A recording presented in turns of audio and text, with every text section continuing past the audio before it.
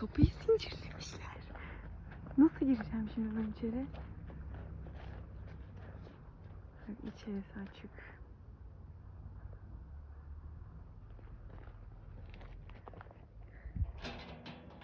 Günaydın komşu komşu.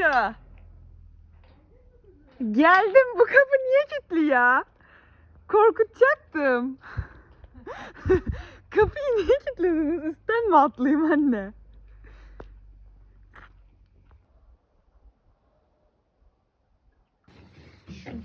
Osman'a 15 lira.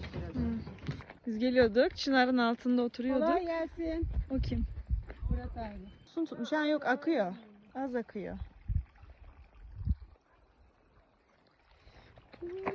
Gel gel gel. Nereye gidiyorsun? Keyfini bozduk.